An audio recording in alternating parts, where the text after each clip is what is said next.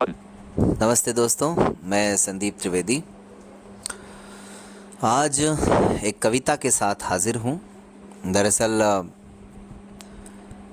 कविता लिखी थी कुछ साल पहले, लेकिन उसका एक ही अंतरा लिखा था।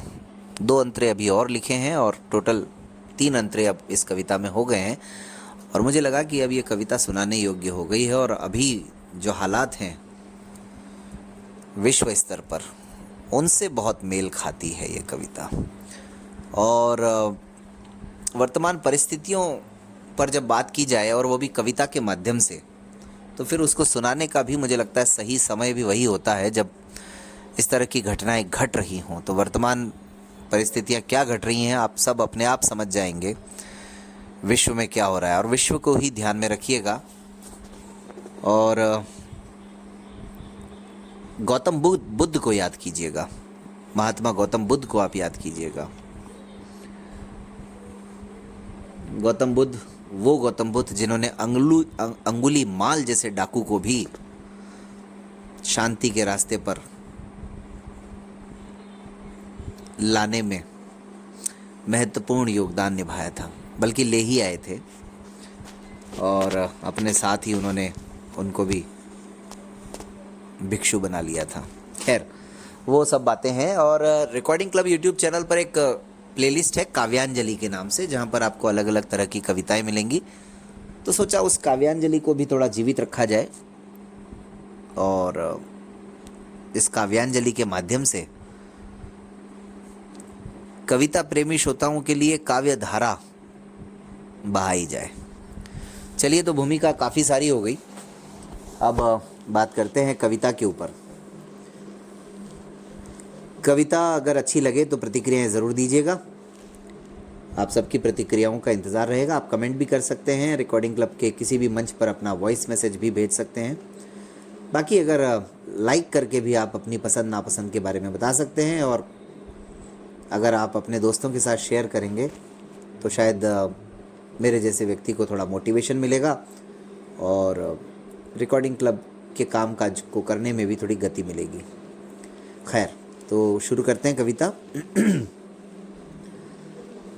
वर्तमान इस युग में फिर से होगा कोई बुद्ध नहीं। पहली लाइन से ही आप समझ जाएंगे कि कविता क्या कहना चाहती है। वर्तमान इस युग में फिर से होगा कोई बुद्ध नहीं। शांति शांति बस शांति शांति हो और कहीं भी युद्ध नहीं। शांति शांति बस शांति शांति हो और कहीं भी युद्ध नहीं। शांति तो पता नहीं, लेकिन युद्ध जरूर हो रहा है, जगह जगह पर हो रहा है। और बल्कि आतुर बैठे हैं बस लोग लड़ने के लिए। तो इसीलिए कहना पड़ता है कि वर्तमान इस युग में फिर से होगा कोई बुद्ध नहीं। शांति शांति बस शांति शांति हो और कहीं भी युद्ध नहीं। अब देखिए ज़रा, जल जंगल और भूमि पर बस मानव का अधिकार है। अंतहीन आकाश तलक भी कर लिया विस्तार है। अभी एक खबर बहुत छाई हुई है कि अमेरिका के 4 अंतरिक्ष यात्री 54 साल बाद चांद के आसपास चक्कर काट करके वापस लौट करके आएंगे 1972 के बाद। पहला अंतरा जो है वो स्थायी है, मतलब इसका इस्तेमाल कभी भी हो सकता है।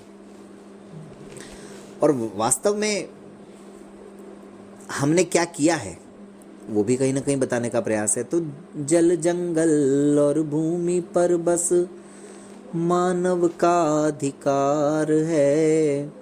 अंतहीन आकाश तलक भी कर लिया विस्तार है। और क्या किया है हमने? जाति धर्म सीमाएं बांट दिया परिवार है।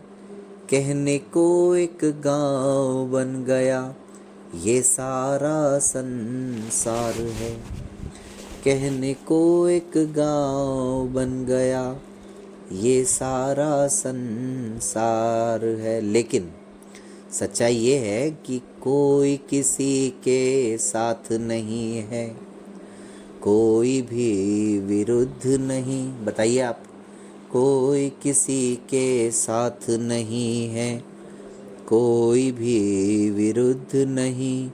शांति शांति बस शांति शांति हो और कहीं भी युद्ध नहीं। अब जो वर्तमान में परिस्थितियां, जो 28 फरवरी से जो कुछ हो रहा है उसको नज़र में रखिएगा ज़रा।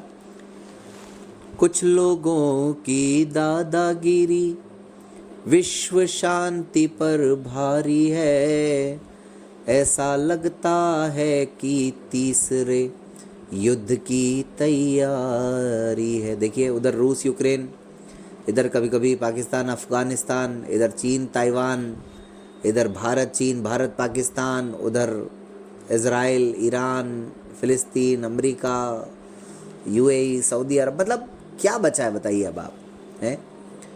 तो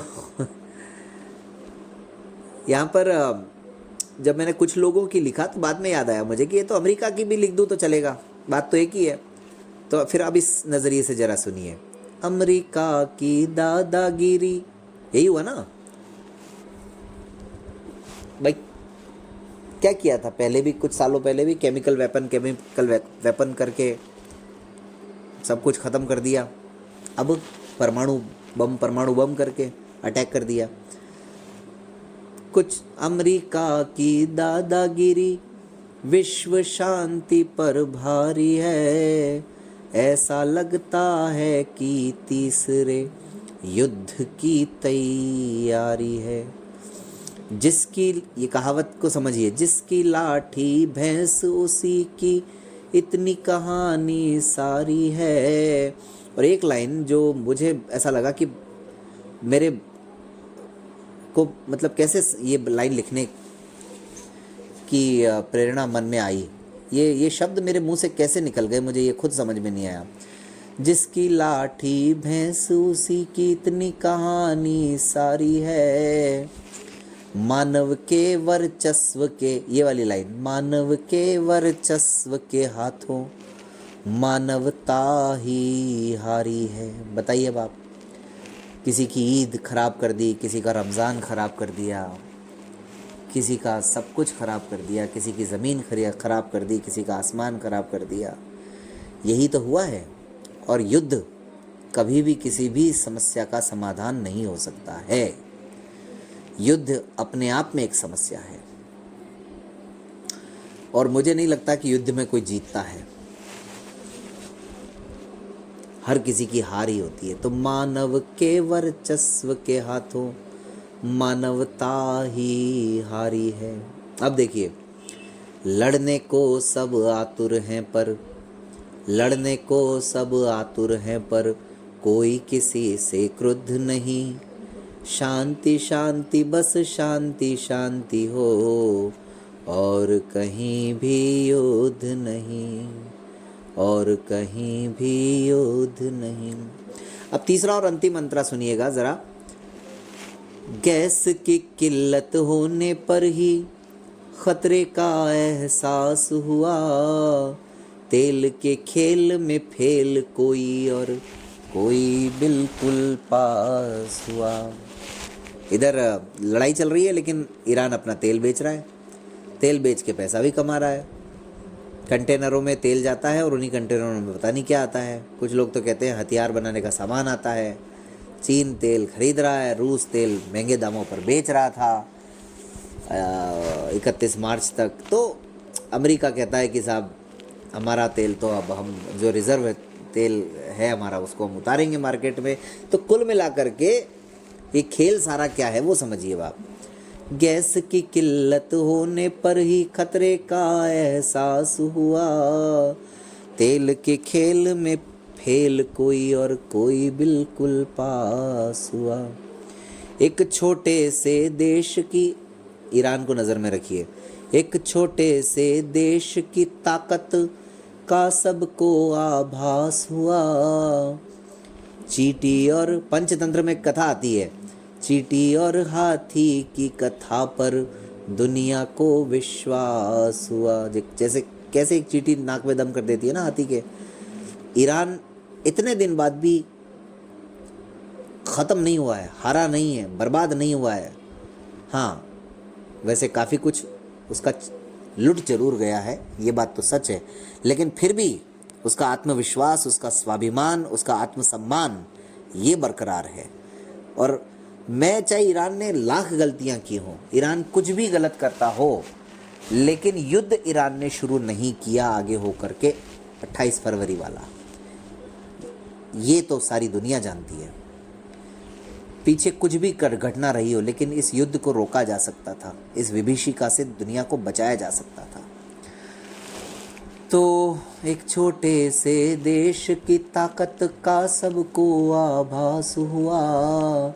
चींटी और हाथी की कथा पर दुनिया को विश्वास हुआ।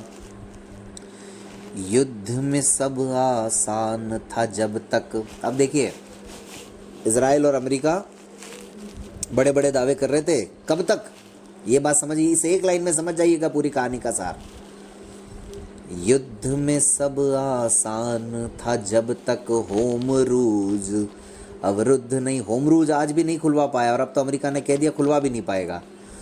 जब युद्ध में सब आसान था जब तक होमरूज अवरुद्ध नहीं। शांति शांति बस शांति शांति हो, और कहीं भी युद्ध नहीं।